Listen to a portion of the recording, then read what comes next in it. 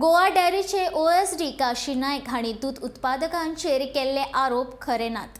तांकां पद सोडचें पडिल्ल्यान ते बेजार जाल्यात। प्रशासकीय समितीन तांकां बेकायदेशीर पद्दतीन नेमिल्ले ते आतां सहकार खात्याची मान्यताय आसा अशें फट सांगतात। OSD म्हूण नायक हांणी केल्ल्या सगळ्या वेव्हारांची चवकशी करची अशी मागणी दूध उत्पादकांनी केल्या।